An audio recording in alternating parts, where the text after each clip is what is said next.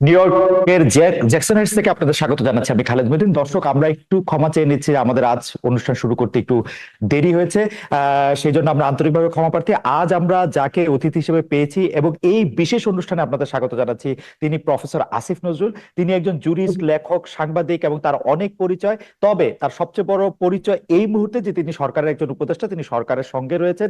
তাকে আরেকটু আমি যদি পরিচয় দিতে চাই, তিনি একসময় সাংবাদিক ছিলেন, দুর্দণ্ড প্রতাপশালী রিপোর্টার ছিলেন। সেই আসিফ নজরুলকে আমরা সঙ্গে পেয়েছি। প্রফেসর আসিফ নজরুল, আপনাকে আমাদের সাথে পেয়ে আপনাকে আমাদের কৃতজ্ঞতা জানাই এবং স্বাগতম। আপনি আমাদের কে সময় দিয়েছেন, পুরো টিমের পক্ষ থেকে আপনাকে স্বাগত। প্রথমেই যে বিষয়টি প্রফেসর আসিফ নজরুল আপনার কাছে যেতে চাই, যে প্রফেসর আসিফ নজরুল, আপনি অনেক দিন ধরেই বাংলাদেশে আলোচিত একজনের মধ্যে থাকলে, বুদ্ধিজীবী হিসাবে, পরামর্শদাতা হিসেবে, অ্যাক্টিভিস্ট হিসেবে থাকলেও আপনি আসলে এখন সরকারে আছেন। আপনি মন্ত্রিত্ব কেমন উপভোগ করছেন? কেউ কেউ বলছেন যে আপনি আসলে আর আগের মতো সরব নাই, আপনাকে অনেক জায়গায় পাওয়া যাচ্ছে না, আপনার সেই প্রতিবাদী কণ্ঠস্বর অনেকে মিস করছেন। সেটা কি আপনি সরকারে আছেন সেই জন্যই, নাকি আপনার অন্য কোনো জায়গাও আছে যে জায়গা থেকে আপনি এটি জমা রাখছেন, পরে আমাদের সবার জন্য বলবেন? সবচেয়ে বড় কথা, মন্ত্রিত্ব কেমন উপভোগ করছেন আসিফ নজরুল আপনি? প্রথমে আপনাকে ধন্যবাদ জানাচ্ছি। আমার যারা শ্রোতা আছেন তাদের সবাইকে ধন্যবাদ জানাচ্ছি। আগে আপনি আমাকে বলেন, আমার প্রোগ্রাম কি এখন দেখা যাচ্ছে, লাইভ স্ট্রিমিং হচ্ছে? আমি আমি দেখতে পাচ্ছি লাইভ স্ট্রিমিং হচ্ছে। শুধু লাইভ স্ট্রিমিং হচ্ছেই না, এই মুহূর্তে, জি আসিফ ভাই, আপনার প্রোগ্রাম শুধু এখন লাইভ স্ট্রিমিং হচ্ছেই না, অলরেডি আমাদের সাথে 3,500 দর্শক যুক্ত হয়েছেন। আমাদের সাথে নিশ্চয়ই আরো দর্শক যুক্ত হবেন। আমি দর্শকদের কাছে একটু ক্ষমা চেয়ে নিচ্ছি। প্রথমে আসলে আমরা লাইভ স্ট্রিমিং এটা করতে একটু দেরি হলো, সেজন্য প্রফেসর আসিফ নজরুল একটু বলবেন আপনি মন্ত্রিত্ব আচ্ছা, কেমন উপভোগ করছেন? প্রথম, জি, আপনি প্রথম একটা প্রশ্ন করেছিলেন যে আমাকে আগের মতো সরব দেখা যাচ্ছে না। তো আমি একটু বিনীতভাবে বলি, আমার পক্ষে কি আগের মতো সরব থাকা শোভা পায় কিনা, কারণ আগে আমি ছিলাম অ্যাক্টিভিস্ট টাইপের, ওপিনিয়ন মেকার টাইপের। এখন আমি সরকারে, আগে যে একটা ফ্যাসিস্ট সরকার ছিল, যে সরকার জনগণের ভোটে নির্বাচিত ছিল না, তারা যা ইচ্ছা করছিল দেশে, আমরা সেটা সবসময় প্রতিবাদ করতাম। অনেকে প্রতিবাদ করতেন, বিদেশ থেকে অনেকে করতেন, দেশ থেকে করতেন, সবসময় আমি এটা প্রতিবাদ করতাম। সেই জন্য আমাকে প্রচুর মূল্য দিতে হয়েছে জীবনে। কিন্তু তখনকার যে সরকার, সেই সরকার কি এখন দেশে আছে? এখন তো সরকার পরিবর্তন হয়েছে, এখন পরিবর্তিত একটা পরিস্থিতি এসেছে। আরেকটা হচ্ছে, আগে আমার যে রোলটা ছিল, আমি তো সরকারে ছিলাম না, আমি এখন সরকারে। এখন আমি যদি সরকারের কোনো কাজের সমালোচনা করি, তাহলে একটু খুব শোভা পায় না, মানুষ বলবে যে তুমি নিজেই তো সরকারে আছো। থার্ড জিনিস হচ্ছে, আমি তো একটা গোপনীয়তার শপথ নিয়েছি। তো গোপনীয়তার শপথ নিলে আমি অনেক কিছু তো প্রকাশও করতে পারবো না, এটা তো খুব অশোভন হবে এবং আমার শর্ত ভঙ্গ হবে। আমি তো জীবনে কোনোদিন কোনো গোপনীয়তার শপথ নিয়ে তো আমি কোনো দায়িত্ব পালন করি নাই। ফলে আমার জন্য তো এটা সম্পূর্ণ নতুন অভিজ্ঞতা, আমার সবসময় মাথায় রাখতে হয় অনেক কিছু। আমাকে ইনফরমেশন যেটা সরকারের সুষ্ঠু পরিচালনার স্বার্থে, আমি সেটা প্রকাশ করতে পারি না। এই সমস্ত কিছু মিলিয়ে আমাকে, মানে, কিছুটা আপনার নিজের ভিতর অবরুদ্ধ অবস্থায় থাকতে হয়। এটা খুব বেশি এনজয় করি সেটা না, আমার চরিত্রের সাথে এটা যায় না। আমার মাঝে মাঝে খুব কষ্ট লাগে, অনেক কিছু বলতে ইচ্ছা করে, বলতে পারি না। আর উপভোগ যদি বলেন, মন্ত্রিত্ব আসলে উপভোগের জিনিস না। আমি জানি না পলিটিক্যাল মন্ত্রীরা কেমন হয় জীবন উপভোগ করতেন। আমার কাছে মনে হয় যে আমার যে একটা মুক্ত স্বাধীন জীবন ছিল, পৃথিবীতে আমার সবচেয়ে প্রিয় শব্দ হচ্ছে স্বাধীনতা। আমি অনেক বিপদের মধ্যে আমি স্বাধীনভাবে কথা বলার চেষ্টা করতাম, আমি স্বাধীনভাবে চলাফেরা করতাম। আমাকে অনেকে অনেক ভয় দেখাতো, তারপর আমি গভীর রাতে আমি ঢাকা ইউনিভার্সিটি ক্লাব থেকে টেনিস খেলে একা ফিরতাম, মনে হতো যা হওয়ার হবে। তারপরে আমি রিক্সা চড়তাম আমার ওয়াইফের সাথে। আমি অনেক সময় স্ট্র্যাটেজিতে আপনারা দেখতেন যে আমি কফি শপে যাচ্ছি। এখন আমাকে অনেক কিছু বিবেচনা করে চলতে হয়, আমাকে অনেক অনেক বেশি কাজ করতে হয়, অনেক বেশি। এবং খালেদ, সবচেয়ে অসহনীয় যেটা, এমনও হয় যে ধরেন আমি হয়তো 4-5 ঘন্টা জাস্ট একটা চেয়ারে বসে কাজ করছি, বা 3 ঘন্টা কন্টিনিউয়াস মানুষের কথা শুনছি। আমার জীবনে এগুলি খুব নতুন অভিজ্ঞতা এবং একদমই আনন্দদায়ক না। তবে একটা আনন্দই শুধু আছে, যখন কিছু করতে পারি, একটা মানুষেরও যদি উপকার করতে পারি, একটা ভালো সিদ্ধান্ত যদি নিতে পারি, তখন ভালো লাগে। এই আনন্দের সাথে কোনো কিছু তুলনা হয় না। এখন দায়িত্ব বোধটা অনেক বেশি, স্বাধীনতা কম, উপভোগ কম। প্রফেসর আসিফ নজরুলের কথা এইবার আবার একটু দর্শকদের বলি, যে আমি প্রফেসর আসিফ নজরুলকে 2-3 দিন, 4-5 দিন, মানে বিশেষ করে গত 4-5 দিন ধরে অনেক চেষ্টা করেছিলাম যে একটি এক্সক্লুসিভ ইন্টারভিউ পাওয়ার জন্য। তিনি তার ব্যস্ততার জন্য সময় দিতে পারছিলেন না। পরে যখন তিনি রাজি হলেন, আমি কিন্তু তাকে বলেছি যে আমার হয়তো কিছু প্রশ্ন হবে যেটা নট সো নাইস।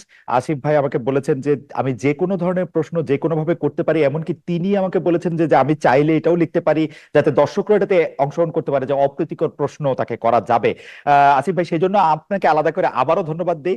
তো সবচেয়ে অপ্রীতিকর প্রশ্ন যেটি এই মুহূর্তে আপনাদের দর্শকরা সবচেয়ে বেশি করতে চাচ্ছেন সেটি হচ্ছে যে 500 টন ইলিশ যখন রপ্তানি হয়েছিল ভারতে, তখন আপনি বলেছিলেন যে কেন এই ইলিশ রপ্তানি করা হবে। এইবার দেখা যাচ্ছে আপনাদের সরকার 3000 টন ইলিশ রপ্তানি করছে, এর কারণ যদি আমাদের বলেন।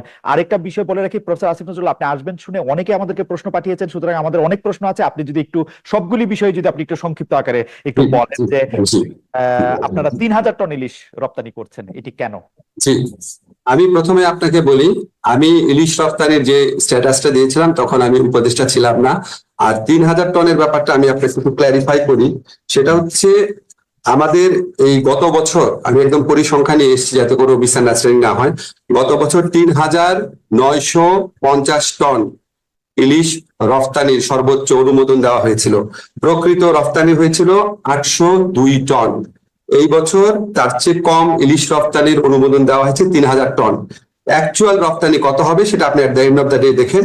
কাজে আপনি যদি পরিসংখ্যানে তুলনা করেন তাহলে 3950 টনের সাথে 3000 টনের তুলনা করতে হবে। আর 500 টন আমি যে স্ট্যাটাসটা দিয়েছিলাম এটা দ্বিতীয় ফেজে 500 টন রপ্তানি করার কথা বলা হয়েছিল, কিন্তু গত বছর আসলে প্রকৃত রপ্তানি হয়েছিল 802 টন। এটা পত্র পত্রিকায় প্রকাশিত রিপোর্ট, আপনারা প্রথম আলোর রিপোর্ট আপনারা পরীক্ষা করে দেখতে পারেন। এখন আপনার যখন আমি ইলিশ মাছের ইয়েটা দিয়েছিলাম, আমি ওখানে কি বলেছিলাম ভালো করে খেয়াল করেন। 500 টন ইলিশ কেন পাঠানো হচ্ছে? ভারতকে খুশি করার জন্য, যারা আমাদেরকে পানি দেয় না, যারা আমাদেরকে সীমান্তে হত্যা করে, যারা আমাদের সাথে আপনার অবমাননাকর মন্তব্য করে এরকম। তো আমার কনটেক্সটটা ছিল, আপনি যদি ভালো মতো মেসেজটা দেখেন, আপনি যদি ভারতের সাথে মর্যাদাপূর্ণ সম্পর্ক থাকে, বন্ধুত্বপূর্ণ সম্পর্ক থাকে, ওই বন্ধুত্বপূর্ণ সম্পর্কের আলোকে, ভারসাম্যমূলক সম্পর্কের আলোকে আপনি ইলিশ রপ্তানি করেন না কি করেন সেটা নিয়ে মানুষের অত মাথা ব্যথা থাকতো না। আপনি এমন একটা দেশ, তখন প্রতিটা নিয়ত ভারতের যে সমস্ত পদক্ষেপে সরকারের নতজানমূলক দৃষ্টিভঙ্গি ছিল, সীমান্তে মানুষ মারা যাচ্ছে, আর বাংলাদেশ সরকারের সাফল্য ছিল যে ওই লাশটা নিয়ে আসছে, সেটা তাদের সাফল্য। মানুষ মারা যাচ্ছে সেটাকে সরকার সমর্থন করতো, তৎকালীন শেখ হাসিনা সরকার বলতো আমাদের লোকরা অপরাধ করে যায় দেখে মারা যায়, আমরা পানি পাচ্ছি না সেটার কোনো প্রতিবাদ করতো না ঠিক মতো, অথচ আমাদের পানি ফেনী নদীর পানি দিয়ে দিচ্ছে, আমাদের এখানে ভিতর দিয়ে ট্রানজিট নিয়ে যাচ্ছে, আমি নেপাল আর ভুটানের সাথে সামান্য ট্রানজিট পাচ্ছি না। দিনের পর দিন ভারতের যারা শাসক আছে আমাদের দেশ সম্পর্কে অত্যন্ত অবমাননাকর অপমানজনক উক্তি করতো, আমাদের মন বিষিয়ে থাকতো সব সময়। তো আমার কনটেক্সটে ছিল এইরকম একটা কান্ট্রিকে সারাক্ষণ আমাদের দেশের প্রধানমন্ত্রী বলতে থাকতে, আপনার খেয়াল আছে নিশ্চয়ই তৎকালীন প্রধানমন্ত্রী, যে ভারতকে যা দিয়েছি কখনো ভারত সেটা ভুলতে পারবে না। তখন আমাদের মনে প্রশ্ন আসতো, এটা কি আপনার পৈতৃক সম্পত্তি নাকি, আপনি যা ইচ্ছা দিবেন? কাজে তখন মনে তো অপ্রকাশ্য অনেক জিনিস আছে। তো ওই কনটেক্সটে আমি বলতাম যে আপনি এমন একটা দেশকে এই জিনিসগুলা দিচ্ছেন যে এই দেশ আমার বর্ডারে এটা মারে, প্রতিবাদ করেন না, পানি চান না, এই চান না, ইত্যাদি। সেই ক্ষোভ থেকে তখন অনেক কিছু বলেছি। আমি একটু ক্লারিফাই করি, এখন তার সেই সরকারটা নাই। এখন কি আমার সরকার বর্ডারে যখন হত্যা হয় প্রতিবাদ করে না? কঠোরভাবে প্রতিবাদ করে। তাদের অমিত শাহ একটা বক্তব্য দিয়েছে, আপনি আমাদের বক্তব্য দেখেন কত কড়াভাবে বলা হচ্ছে, অত্যন্ত আপত্তিকর বন্ধুত্বমূলক সম্পর্কে গিয়ে তীব্র প্রতিবাদ জানিয়েছে। আমাদের যিনি চিফ প্রধান উপদেষ্টা আছেন উনি ভারত সম্পর্কে কিভাবে কথা বলেন, আমি আমার প্রথম আলো ইন্টারভিউতে ভারত সম্পর্কে কিভাবে কথা বলেছি। এবং এখনকার কনটেক্সটে আপনি যদি বলেন, আমি একটু ক্লিয়ার করি আপনাকে, এই 500 টন ইলিশ রপ্তানি প্রক্রিয়া আমি যদি ছিলাম না, এটা হচ্ছে কনসার্ন মিনিস্ট্রির সাথে আলাপ করে বা কনসার্ন মিনিস্ট্রির সাথে কথা বলে করা হয়েছে। তারপরে যখন আমার নিজের কাছে মনে হচ্ছে কেন দেওয়া হচ্ছে, আপনি কি যুক্তিগুলা শুনতে চান? এইটার পিছনে যে কি কি কথা আমি শুনেছি আমি নিজে ইনভেস্টিগেট করে। আমার মনে হয় যে সেই যুক্তিগুলি আমরা নিশ্চয়ই শুনবো। আমি মাঝখানে একটু কথা বলে নিই, অনেকগুলি বিষয় নিয়ে যেটা আমাদের কথা বলতে হবে। প্রফেসর আসিফ নজরুল, এটি একদম পরিষ্কার যে গত সরকারের সময় গত সরকার ভারতের প্রতি একটি নতজানু ভূমিকা দেখিয়েছিল, সারাক্ষণই তারা মানে যাই হোক ভারতের কথা যদি এরকম ভাবে বলাও যায় ভারতের কথা উঠতো এবং বসতো, এরকম একটা পরিস্থিতিও তারা সৃষ্টি করেছিল। কিন্তু ভারত কিন্তু এই সরকার চেঞ্জ হওয়ার সাথে সাথে চেঞ্জ হয় নাই, আপনারা চেঞ্জ হয়েছেন, ভারত ভারতের আগের মতোই আছে। তার মানে আপনারা কিছু কড়া কথা বলছেন, ইলিশও দিচ্ছেন। গত সরকার কড়া কথা বলতো না, ইলিশ দিত, আপনারা কড়া কথা বলছেন, ইলিশ দিতেন। এটা কি একটা সিম্বলিক যে আপনারা ভারতের সাথে একই রকম সম্পর্ক রাখবেন, শুধু কিছু কড়া কথা মাঝখানে বলবেন? ব্যাপারটা কি এরকম? নো নো, আমি যতটুকু বুঝতে পেরেছি, আমি যখন এই ব্যাপারটা ইনভেস্টিগেট করেছি তখন কতগুলা কথা বলা হয়েছে, এগুলো কিন্তু আমার কথা না, আমি মানে রপ্তানির পেছনে কথাগুলো শুনতে চেয়েছি। তখন একটা কথা বলা হয়েছে যে আমি যেটা যেটা ইনভেস্টিগেট করে বা জিজ্ঞেস করে জেনেছি, সেটা হচ্ছে আমাদের ছাত্র জনতার যে বিপ্লব হয়েছিল, এই বিপ্লবে পশ্চিমবঙ্গের মানুষের সমর্থন ছিল, তারা আমাদের ওখানকার দূতাবাসের সামনে কর্মসূচি পালন করেছে। পশ্চিমবঙ্গের যে মুখ্যমন্ত্রী ছিল তিনি অত্যন্ত কড়া ভাষায় আমাদের তৎকালীন প্রধানমন্ত্রীর সমালোচনা করেছিলেন এবং এটা নিয়ে একটা টানাপোড়েনের সৃষ্টি হয়েছিল, এবং আমাদের এই ইলিশটা প্রধানত পশ্চিমবঙ্গের মানুষের জন্য যাচ্ছে, এগুলি কিন্তু আমার যুক্তি না, আমি যেসব কথা শুনেছি। আরেকটা কথা বলা হয়েছে, মোট যে ইলিশ রপ্তানি করা হচ্ছে সেটা হচ্ছে 0.29%। এগুলি অন্য পক্ষের কথা। এবং সবচেয়ে বড় যে কথাটা বলা হয়েছে, ভারতের সাথে আমরা সম্পর্ক মানে রিঅ্যালাইনমেন্ট করতে যাচ্ছি, আমরা একটা ভারসাম্যমূলক সম্পর্ক প্রতিষ্ঠা করার দিকে যাচ্ছি। সেখানে আমাদের জন্য অত্যন্ত জরুরি বিষয় হচ্ছে আদানির বিদ্যুৎ কেন্দ্র, রামপাল কেন্দ্র, আমার বর্ডার কিলিং। সেখানে আমি একটা অপেক্ষাকৃত লঘু বিষয়ে আমি তাকে একটা মেসেজ দিতে চাই না যে আমি তোমার সাথে খুব হোস্টাইল। আমি ওই ভারসাম্যমূলক সম্পর্কের সৃষ্টি করার প্রয়াস হিসাবে আমি এই পশ্চিমবঙ্গের মানুষের ইলিশের যে ইয়েটা আছে, এই ছোট একটা জিনিস নিয়ে আমি তাকে আঘাত করতে চাই না। ছোট জিনিস ওই আমি আপনাকে বলা আমার ইনভেস্টিগেশনের বক্তব্য। আমার মনে হয় প্রফেসর আসিফ নজরুল আপনি ঠিকই বলেছেন। আমরা জানি যে বাংলাদেশের একজন কবি, লেখক, চিন্তক ব্রাত্যরায় এই কথা বলেছেন। যেহেতু মমতা ব্যানার্জি এখন তার দেশে বা তার প্রদেশে একটি ধর্ষণ কাণ্ড নিয়ে খুবই বিপজ্জনক অবস্থায় আছেন, তাকে আসলে সেভ করার জন্য আপনারা ইলিশ মাছ দিচ্ছেন এবং তাতে মোদী সরকার একটু বিরক্ত হবেন, বিব্রত হবেন, সেটাও আপনাদের লক্ষ্য, এটা অনেকে বলছেন। অর্থাৎ না না, আমি সেভাবে বলতে চাচ্ছি না, আমি শুধু শুনেছি যে পশ্চিমবঙ্গের মানুষ আমাদের আন্দোলনকে সাপোর্ট করেছে, পশ্চিমবঙ্গের মুখ্যমন্ত্রী অত্যন্ত শক্তভাবে নিন্দা করেছেন। এটা ইলিশ পাঠানো বন্ধ মানে পশ্চিমবঙ্গের মানুষের সাথে হোস্টিলিটির মতো একটা, এটা আমি শুনেছি। আমরা পরের ইস্যুতে যাই। আমরা একটি জায়গায় আপনি বলেছিলেন, আমি আপনাকে উদ্ধৃত করছি, এটাই ভারত প্রসঙ্গ, যে আমরা পত্র পত্রিকায় পড়ি 26 লাখ ভারতীয় বাংলাদেশে চাকরি করে, বাংলাদেশের ছেলেরা চাকরি পায় না, রাস্তায় রাস্তায় ঘুরছে, আর ভারতের ছেলেরা চাকরি করছে। আপনি সরকারে আসার পরে এই বিষয়টি সম্পর্কে আপনার আপডেটেড মন্তব্য কি? ভারতীয় এখন কি করছেন? Thank you. এটা আমি প্রথমে আপনাকে বলে রাখি, এটা কিন্তু আমি উপদেষ্টা হওয়ার পর বলি নাই। অনেকে এটা কনফিউশন ছড়ানোর জন্য, এটা আপনি ক্লিয়ার আছেন, এটা আমি উপদেষ্টা হওয়ার পর বলি নাই। এটা উপদেষ্টা হওয়ার আগে ভারতের যে বাংলাদেশের প্রতি বর্বর কিছু নীতি, সেগুলি সমালোচনা করতে গিয়ে আমি একটা পর্যায়ে বলেছিলাম। এখন আপনাদের যেই আপত্তিগুলো আসছে, প্রথম প্রশ্ন হচ্ছে এখানে 26 লাখ আছে কিনা। তাহলে আমি আপনার দৃষ্টি আকর্ষণ করি, ফিনান্সিয়াল এক্সপ্রেসে 2009 সনে বলা হয়েছিল 5 লক্ষ ভারতীয় এখানে চাকরি করছে 2009 সনে। 2015 সনে ডেইলি স্টারের রিপোর্ট, 2015 আজকের থেকে 9 বছর আগে সিপিডি বলেছে রেমিটেন্স পাঠানোর দিক থেকে বাংলাদেশ হচ্ছে পঞ্চম। 2013 সনে $3.71 বিলিয়ন 2013 সনে পাঠানো হয়েছে, এবং সেই রিপোর্টে বলা হয়েছে এটা অফিসিয়াল ফিগার। আনঅফিসিয়াল ফিগার এর চেয়ে আরো অনেক বেশি। এখন আপনি বলেন, যদি এইরকম কোনো অ্যামাউন্ট থাকে যে আনঅফিসিয়াল ফিগার মিলে যদি এটা ধরেন ডাবলই ধরি আমি, তাহলে প্রায় $8 বিলিয়ন পাঠানো হয়। হ্যাঁ, এখন এই বিপুল পরিমাণ রেমিটেন্স যারা পাঠায় ভারতে যদি পাঠানো হয়, ওরা কি ভারতীয় না অন্য দেশের? তার মানে বিপুল পরিমাণ ভারতীয় এখানে আছে। আমি যে আপনাকে ফিগারটা বলেছি 26 লাখ, সেটা হচ্ছে কম হতে পারে, আবার বেশি হতে পারে, এক্সাক্ট চিত্র আমরা জানি না। কেন জানি না? আপনাকে আমি আরেকটু বলি আপনাকে কেন জানি না। আজকে দেখবেন সালমান এফ রহমানের সাথে এনএসআই চিফের একটা বক্তব্য ভাইরাল হয়েছে, আপনি ফেসবুকে খুঁজলেই পাবেন, টেলিফোন রেকর্ড তখনকার সময়। সেখানে উনি বলছেন যে বিভিন্ন সেক্টরে, বিশেষ করে সফটওয়্যার সেক্টরে অনেক লোকজন আসে যাদের জন্য ওয়ার্ক পারমিট দরকার হয় না, তারা কন্ট্রাকচুয়াল ওয়ার্কার হিসাবে আসে। এবং উনি ধমক দিচ্ছেন এনএসআই চিফকে যে বিডার অনুমোদন এখানে লাগে না, তুমি এখানে সিকিউরিটি জিনিস দেখবা, তুমি অন্য জিনিস দেখবা কেন? এবং উনি কিন্তু খুব ক্যাটাগরিক্যালি ভারতের কথা বলে না এখানে। কিন্তু আপনি আমাকে বলেন, আপনি মানে পারসিভ করে দেখেন যে কন্ট্রাকচুয়াল ওয়ার্কার অনেক আসছে, অনুমোদন লাগে না, এটা সালমান এফ রহমান কোন দেশের ক্ষেত্রে বলতে পারেন? হতে পারে চায়নার ক্ষেত্রে বলতে পারেন, কিন্তু চায়নার ক্ষেত্রে যদি না লাগে তাহলে নিশ্চয়ই ভারতের ক্ষেত্রে লাগতো না, কারণ ভারতের প্রতি তো আমাদের একটা নতজানু নীতি ছিল। এই সমস্ত জিনিস যদি আপনি অ্যাড করেন, আমরা একটা কনক্লুশনে আসতে পারি বিপুল পরিমাণ ভারতীয় আনডকুমেন্টেড এখানে কাজ করছে। জিনিসটা হইলো যে আপনারা এখন সরকারে আছেন, আপনাদের কাছে কি কোনো তথ্য, মানে ওরা যদি রেমিটেন্স পাঠাতে হয় সেটা একটা প্রপার ব্যাংকিং চ্যানেলে পাঠাতে হবে, ওরা যদি এখানে কাজ করে তাহলে সেটার একটা কোনো না কোনো ভাবে পাসপোর্ট দিয়ে তারা যদি এন্ট্রি করে সেটা তাদের এখানে থাকবে, ঠিক আছে? সেই হিসাবটা আছে কিনা, আপনারা সেই হিসাবটা জানতে চেষ্টা করছেন কিনা, নাকি আপনারা মানে পত্র পত্রিকার গত সরকারের আমলের রিপোর্টের উপরে ভরসা করতে? প্রশ্ন। ধন্যবাদ, আপনি প্রশ্নটা করেছেন। আমি প্রথমে আপনাকে ক্লিয়ার করি, আজকে প্রবাসী কল্যাণ মন্ত্রণালয় যখন গিয়েছিলাম তখন একজন সাংবাদিক আমাকে প্রশ্ন করেছিলেন, ওনার ধারণা ছিল এটা হচ্ছে আমার মন্ত্রণালয়ের বিষয়। আমি প্রথমে আপনাকে ক্লিয়ার করি, বাংলাদেশে যারা বিদেশি চাকরি করেন, আইদার লুকিয়ে অথবা প্রকাশ্যে, এটা আমার মন্ত্রণালয়ের বিষয় না। আমি হচ্ছে বিদেশে যারা বাঙালি চাকরি করেন সেটা আমার মন্ত্রণালয়ের বিষয়। আমি আমার 3টা মন্ত্রণালয়ে এত ব্যস্ত থাকি, আমি আপনাকে অনেস্টলি বলি, আমার প্রথম 1 মাসে আমি 3-4 ঘন্টা ঘুমাতাম, আমি 16 ঘন্টা কাজ করেছিলাম, আমি শুক্রবার দিন অফিস করতাম, সচিবালয়ে সবাই আছে, আপনারা খবর নিয়ে জিজ্ঞেস করেন। অবশ্যই অবশ্যই। ফলে আমি আমার মন্ত্রণালয়ের বাইরে অন্য কোনো কিছু দেখার সুযোগ পাই নাই। তবে এই মন্ত্রণালয়ে যিনি কাজ করেন, যারা কনসার্ন অথরিটি আছে, আমি তাদের কাছে কিছু কিছু জিনিস জানতে চেয়েছি, আমি এখনো সঠিক উত্তর পাই নাই।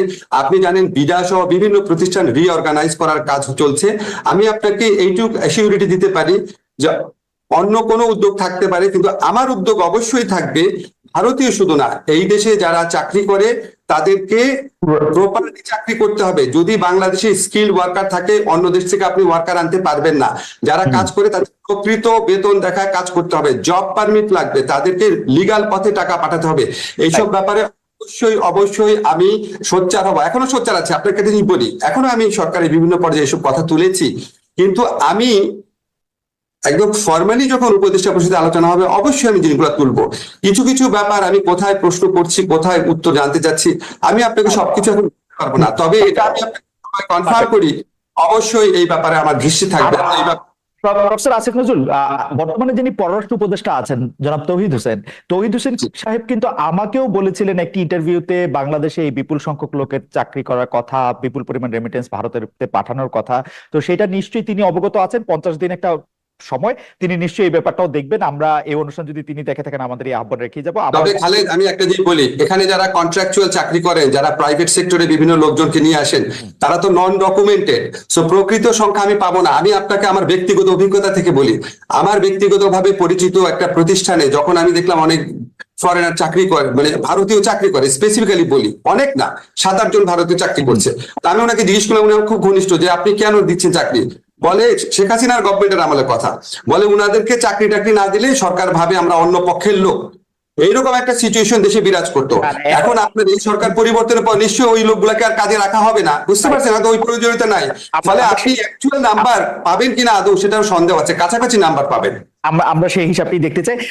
কয়েকটি দ্রুত কতগুলি প্রশ্ন করতে হবে। যে শেখ হাসিনা পতনের পর আমরা সংখ্যালঘু নিপীড়ন, ভাস্কর্য ভাঙা, মাদার ভাঙা, যৌনকর্মী ও হিজড়াদের উপর আক্রমণ, নারীদের প্রতি আক্রমণ, অভিযুক্ত জঙ্গি সংগঠনের নেতাদের জামিন, শীর্ষ সন্ত্রাসীদের জামিন, হিজবুত তাহরীরের প্রকাশ্য তৎপরতায়, এগুলি কি আসলে অন্তর্বর্তী সরকারের অবস্থানের প্রতিফলন? আপনার কাছে কি মনে হয়, নাকি সরকারের ভেতরে বা বাইরে অন্য কোনো কিছু তৎপর? যেমন প্রফেসর সলিমুল্লাহ খান বলছেন যে এখানে সরকার আসলে কোনটা বা সরকার আসলে কয়টা, আর এই ব্যাপারে আপনি আসলে কি বলবেন? মানে আমি অনেকগুলি কথা বলেছি, আপনি চাইলে আমি এটা আবার বলতে পারি, কিন্তু আমার নিশ্চয় মনে থাকবে সংখ্যালঘু নিপীড়ন, মাদার ভাঙা, যৌনকর্মী, হিজড়াদের আক্রমণ। ঠিক আছে, ঠিক আছে।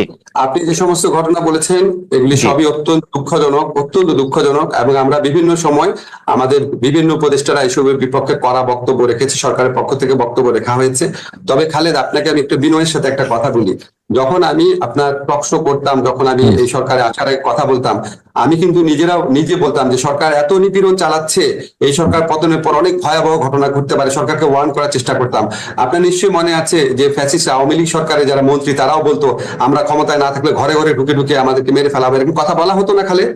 তো আমরা যেই অরাজকতার আশঙ্কা করছিলাম আওয়ামী লীগের 15 বছরের অপশাসনের কারণে, মানুষের প্রতি অকথ্য নিপীড়ন নির্যাতনের কারণে, মানুষের মুখ বন্ধ করে রাখার কারণে, এটার আউটবার্টস হিসাবে আমরা যতটুকু খারাপ অবস্থা আশঙ্কা করেছিলাম, আপনাকে বিনয়ের সাথে বলি ততটা খারাপ অবস্থা হয় নাই। খারাপ অনেক কিছু ঘটেছে, ততটা খারাপ কিছু হয় নাই। তারপরও যেগুলি খারাপ কিছু ঘটেছে সেখানে আমাদের সরকারের কিছু ক্ষেত্রে ব্যর্থতা থাকতে পারে, অবশ্যই আমরা ব্যর্থতা থেকে শেখার চেষ্টা করছি। আপনাকে একটা এক্সাম্পল বলি, আদালত প্রাঙ্গণে যখন হামলার ঘটনা ঘটলো, তখন এটা তো আসলে দেখার কথা হচ্ছে ধরেন স্বরাষ্ট্র মন্ত্রণালয়, কিন্তু আমাদের এখানে অনেকে মনে করি কি, যেহেতু আমি আইনমন্ত্রী, তো আইন শৃঙ্খলা পরিস্থিতি হচ্ছে আমার না রে ভাই। তারপরও আমরা একসাথে কোঅর্ডিনেটেড ওয়েতে কাজ করি, সব ব্যর্থতার ক্ষেত্রে যৌথ দায়িত্বের অংশ হিসেবে আমারও দায়িত্ব আছে, কিন্তু আলাদাভাবে এককভাবে এটা আমার মন্ত্রণালয় দেখার বিষয় না। তখন আমি স্বরাষ্ট্র মন্ত্রীর সাথে কথা বলে আমরা অনেক ইনোভেটিভ টেকনিক বের করা শুরু করলাম যে কি করব, মানুষ এত ক্ষুব্ধ।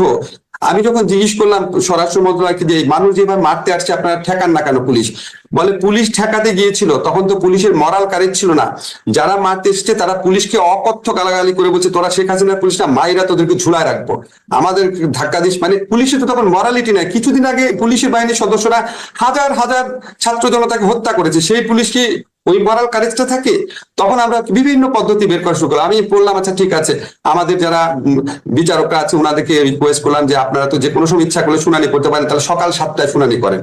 মানুষ তো সকাল 7টায় জড়ো হবে না। আপনি দেখবেন আনিসুল হক সাহেব এবং সালমান এফ রহমান ওনাদের পরে শুনানিটা সকাল 7টায় হয়েছিল, কেউ ওনাদেরকে মারে নাই। এরকম আমরা বিভিন্ন রকম ভাবে অ্যাড্রেস করার চেষ্টা করছি, সব আপনাকে বলতে পারবো না। প্রতিনিয়ত সেটা নিয়ে আমরা ভাবি, আমরা উপদেষ্টা পরিষদ সদস্যরা বসে সবাই চেষ্টা করে। কিছু জিনিস আমরা করতে পারি না, কারণ আপনি বিপ্লব পরবর্তী সময় মানুষের অনেক অন্য ধরনের এক্সপেকটেশন থাকে, এত বছরের রাগের আউটবার্স থাকে।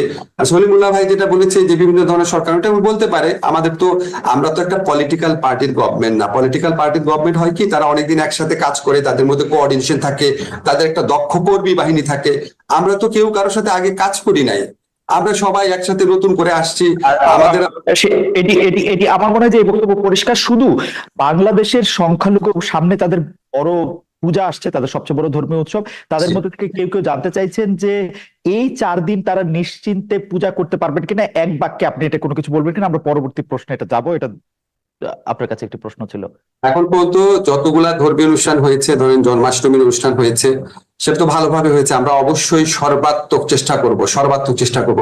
কারণ একটা জিনিস কি জানেন, যে বাংলাদেশে শুধু যে আপনার মানে সাম্প্রদায়িক দৃষ্টিভঙ্গি থেকে সাম্প্রদায়িক ঘটনা ঘটে সেটা না, অনেক ধরনের কারণে করা হয়। কিছু কিছু ক্ষেত্রে স্যাবোটাজ করা হয়, কিছু কিছু ক্ষেত্রে আমি জন্মাষ্টমীর অনুষ্ঠানে যখন আমাদের হিন্দু সমাজের ভাই বোনরা ছিলেন, সেখানে আমি বলেছিলাম দেখেন কিছু কিছু ঘটনা আছে, ধরেন বিগত ফ্যাসিস্ট গভর্নমেন্টে যদি কোনো হিন্দু মাস্তান থাকে তাদের দলে, সে যদি অত্যাচার করে থাকে, মানুষ রিভেঞ্জ হিসাবে তাকে মারার চেষ্টা করলো বা করলো, এটা তো সাম্প্রদায়িক দৃষ্টিকোণ থেকে করে নাই, এটা করেছে পলিটিক্যাল এনিমি হিসাবে। খারাপ, এটাও খারাপ খুব।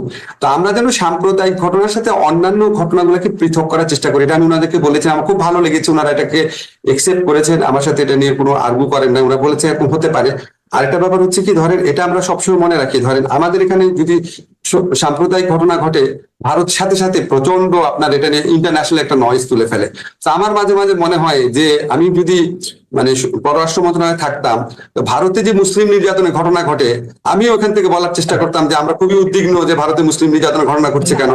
আমার এই ভারতীয়দের নীতি নির্ধারকদের সাথে কখনো বৈঠক হলে, আপনাকে একটা জিনিস বলি, আমার সাথে অনেক দেশের দূতাবাসের লোকজন দেখা করেছে, ভারতীয় দূতাবাসের লোকজন দেখা করে নাই। আমার খুব ইচ্ছা আছে উনি দেখা করলে আমি ওনাকে বলবো যে ভাই, আপনি যে আমাদের এখানে সংখ্যালঘুরা নির্যাতিত হলে উদ্বেগ জানার খুবই জাস্টিফাইড, তাহলে একই ভাবে আপনার এখানে যে মুসলমানরা নির্যাতিত হয়, আমরা কি আপনাদের এখানে উদ্বেগ জানাতে পারবো? এটাই তো প্রশ্ন। আসিফ ভাই, সেটা তো হচ্ছে যে মানে আপনি একটি দৃষ্টান্ত বা একটি উদাহরণের বদলে আরেকটি দৃষ্টান্ত বা উদাহরণ খাড়া করলেন, কিন্তু আমাদের যারা নির্যাতিত থাকলো তাদের তো আর সেটাতে আসলে, বা পশ্চিমবঙ্গে বা ভারতে যদি আমি বলি, ভারতে যে মুসলমানরা নির্যাতিত হচ্ছে তার জন্য তো আর এটা আসলে কোনো ভালো ফিলিং না যে বাংলাদেশে না না, প্রশ্ন আসে না। আমি মানে আমরা তো ওইরকম দেখতে চাই না। আমি শুধু ভারতের উদ্বেগের প্রসঙ্গে এটা বললাম। আপনাকে একটা জিনিস বলি, সংখ্যালঘু নির্যাতন, সংখ্যাগুরু নির্যাতন, গরিবের নির্যাতন, নারীদের নির্যাতন, শিশুদের নির্যাতন, যে কোনো নির্যাতন বিরুদ্ধে আমাদেরকে অবস্থান নিতে হবে। এখানে মানুষ যে এই পরিচয়টাই মুখ্য হওয়া উচিত। আজকে আপনি যে সমস্ত ঘটনা ঘটেছে বাংলাদেশে, এই যে ধরেন হলের মধ্যে পিটিয়ে মেরে ফেললো বা এই ধরনের ঘটনা, এটা কি সংখ্যালঘু হিসাবে মেরেছে? তারপরে আপনি যে মাজার ভাঙার কথা বললেন, ওটা কি সংখ্যালঘুরা আক্রান্ত হয়েছে? ওটা কি সংখ্যালঘু? মাজারে যারা সংখ্যালঘু? তো যত ধরনের নির্যাতন আছে সবকিছুকে আমাদের নিন্দা জানাতে হবে, সবকিছুর বিরুদ্ধে আমাদেরকে রুখে দাঁড়াতে হবে।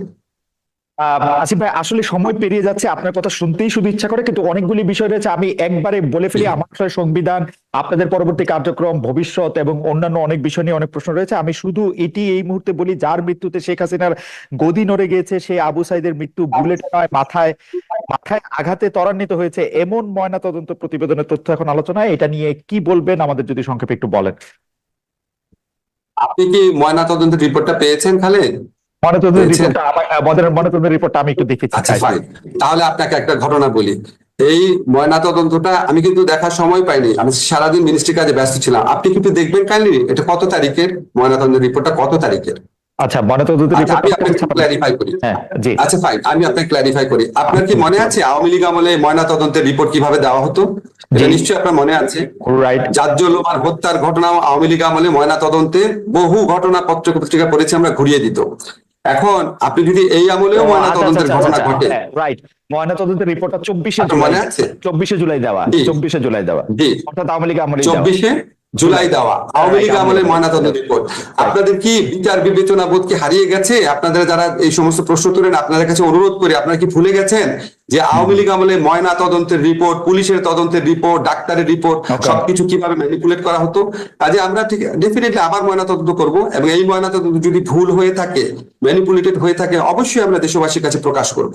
আচ্ছা, সম্প্রতি দুটি ঘটনা ঘটেছে, একটি ঢাকা বিশ্ববিদ্যালয়, একটি জাহাঙ্গীরনগর বিশ্ববিদ্যালয়। আপনি সেই সব হত্যাকাণ্ডের যথেষ্ট পরিমাণ জোরালো প্রতিবাদ করেন নাই বলে কেউ কেউ বলছেন। এই প্রসঙ্গে আপনার একটু কথা বলবো যে এক ধরনের মব, যেটাকে আপনি বারবার মব জাস্টিস বলছেন, কেউ কেউ এটাকে মবক্রেসি বলছেন, সেই জায়গা থেকে কেউ কেউ বলছেন এটি একটি মবের মূল্য।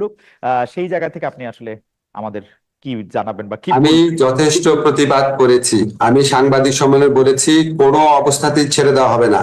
আপনারা দেখেন দুটো ঘটনাতেই সাথে সাথে গ্রেফতারের ঘটনা ঘটেছে, সাথে সাথে এমনকি হল প্রশাসনকে পরিবর্তন করা হয়েছে। 6টা-7টা গ্রেফতারের ঘটনা, মানে দেখেন পৃথিবীতে সব দেশেই অপরাধ হয় খালেদ, জার্মানিতে হয়, আমেরিকাতে হয়। এই জার্মানি, আমেরিকা, উন্নত বিশ্বের সাথে আমাদের কি পার্থক্য ছিল? পার্থক্য ছিল অপরাধের ঘটনা ঘটতো এবং এটার বিচার করা হতো না। আবার বিএনপি বা ভিন্ন মতের কেউ অপরাধ না করলেও এটা শাস্তি দেওয়া হতো। আমাদের এখানে এই চেঞ্জটা তো আমরা এনেছি, অপরাধ করার সাথে সাথে অভিযুক্তদের গ্রেফতার করা হচ্ছে। এবং আমি আসিফ ভাই, আপনার কাছে কি মনে হচ্ছে না যে আপনি গত সরকারের মতো একই ভাষায় কথা বলছেন? আমরা গত সরকারকে যখন এই প্রশ্ন করতাম, তখন তারা বলতো কেন বিশ্বজিৎ হত্যাকাণ্ডের তো শাস্তি হয়েছে, কেন 6 খুন যে নারায়ণগঞ্জে হয়েছে তার তো আমরা শাস্তি দিয়েছি, একই কথা তো এরকম বলতো। কিন্তু এই যে ঘটনাগুলি যে এই ঘটনাগুলি ঘটার ক্ষেত্রে একটা একটা একটা একটা প্রচ্ছন্ন প্রভাব এই সরকারের থাকছে কিনা, মানে আপনাকে বলি, সরকার আপনি যে এক্সাম্পলটা দিয়েছেন এরকম 2-3টা উদাহরণ ছিল তাদের গত 15 বছরে, আর হাজারো উদাহরণ ছিল যেখানে বিচার করা হয়নি। হাজারো উদাহরণ ছিল। ঢাকা বিশ্ববিদ্যালয়ে যতগুলা আক্রমণের ঘটনা ঘটেছে কোনো বিচার হয়নি। তো ওদের ছিল আপনার হাজারো ঘটনার পিছনে এটাকে 2-3টা ঘটনার কথা বলতো, তাও পাবলিক জনমতের চাপে দিয়েছে। আপনি বলেন যে আমরা এটা প্রতিরোধ করতে ব্যর্থ হয়েছি কিনা? আমরা সমস্ত হল প্রশাসনের উপর দায়িত্ব দেওয়া হয়েছে। একটা সরকার কি করতে পারে? আমরা ইউনিভার্সিটি অথরিটিকে কোন রকম ইন্টারফেয়ার করি না, তাদেরকে স্বাধীনভাবে হলে ছাত্রদেরকে জীবন, তাদের পড়াশোনা, তাদের পরিবেশের নিশ্চয়তা বিধান করতে বলেছি। ওনারা ওনাদের মতো চেষ্টা করেছে। যারা আক্রমণ করেছে তারা আপনার মানে হল প্রশাসনের মদদে, সরকারের মদদে এই জিনিসটা করে নাই, এটা তো আপনারা নিশ্চিত। এখন তারা হল প্রশাসন বা বিশ্ববিদ্যালয় প্রশাসনের মদত এটা করে নাই। এবং এরপরে আমরা কারেক্টিভ মেজার্স কি কি নিচ্ছি সেটা দেখেন। অবশ্যই আমাদের অনেক ক্ষেত্রে ব্যর্থতা থাকবে, কিন্তু আমরা কি ব্যর্থতা থেকে শেখার চেষ্টা করছি কিনা এবং ব্যর্থতার সাথে আমাদের সরাসরি যোগ আছে কিনা সেটা দেখবেন। আগে বিশ্ববিদ্যালয়ে একটা ঘটনা ঘটলে সবাই বলতো আওয়ামী লীগের আশকরা এটা করেছে। আপনি কি এই 2টা ঘটনাতে একবারও শুনেছেন যে অন্তর্বর্তীকালীন সরকারের এই সদস্য এটার সাথে জড়িত ছেলে হয়েছে? এটাই তো একটা পার্থক্য। তারপর আরো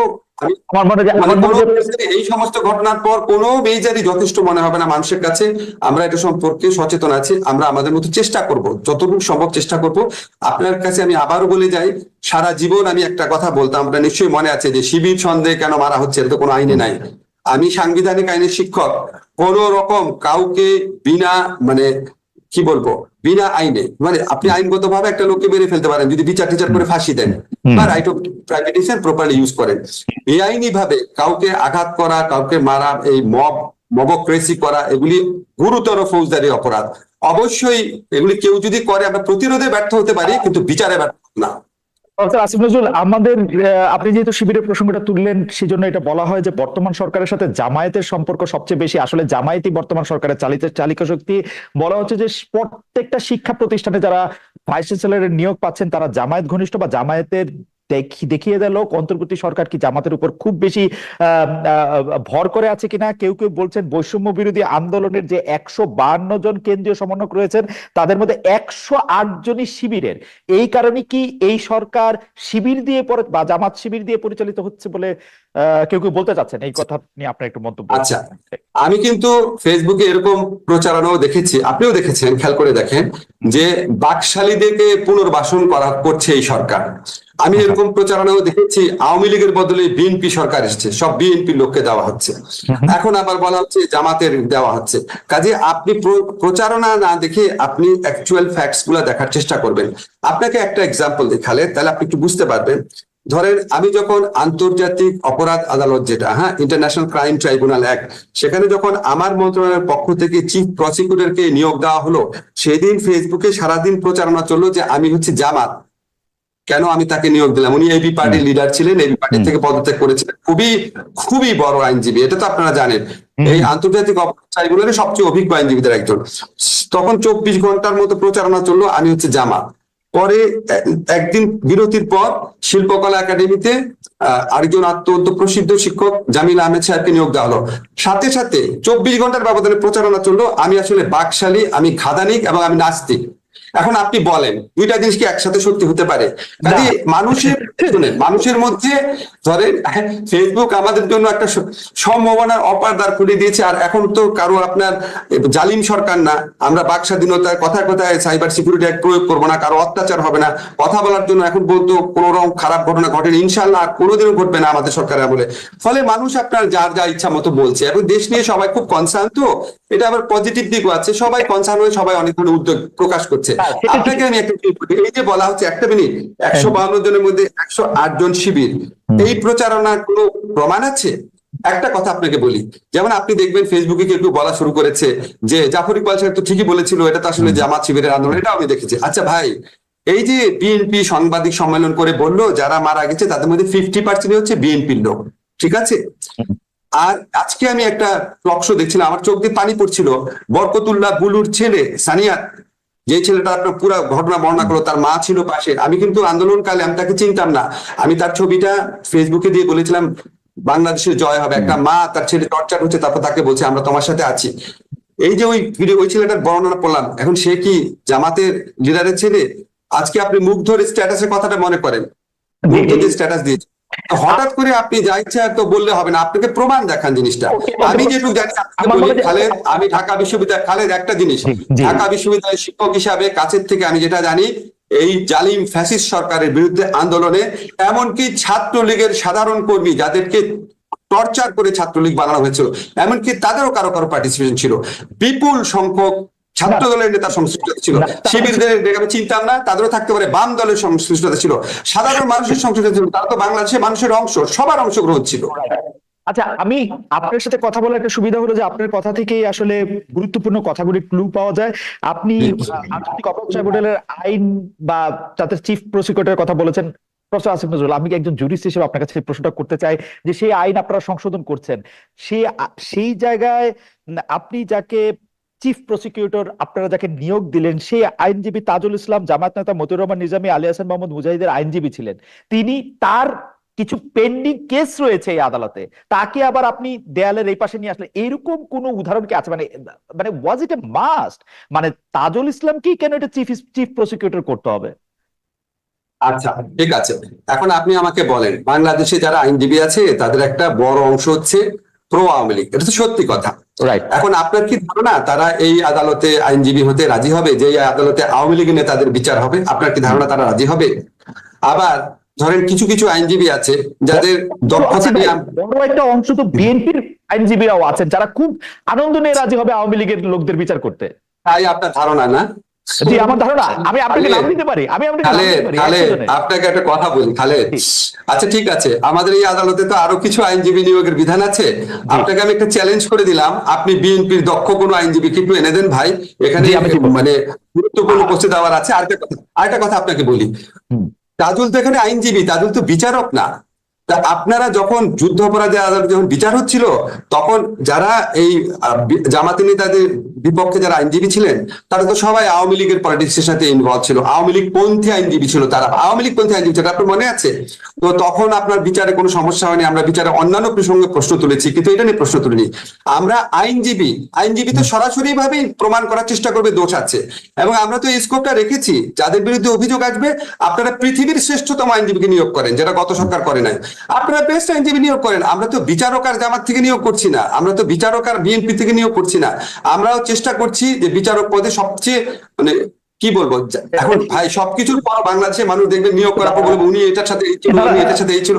আমরা চেষ্টা করব, এইটা আপনি ঠিকই বলছেন, কিন্তু আওয়ামী লীগের যেসব লোকদের নেতাদেরকে সেই আদালতে নেওয়া হয়েছে, আমরা কিন্তু দেখছি সেখানে তাদেরকে গায়ে হাত তোলা হচ্ছে, তাদেরকে আইনজীবী নিয়োগ দিতে দেওয়া হচ্ছে না, সেই বিষয়টিও আপনাকে ব্যথিত করছে, আপনি নিজেও এটি বলছিলেন। তো আপনার সরকার কি আসলে সেটি খুব বেশি মানে আমি কি বলি যে সেটি আসলে খুব বেশি চেক করতে পারবেন?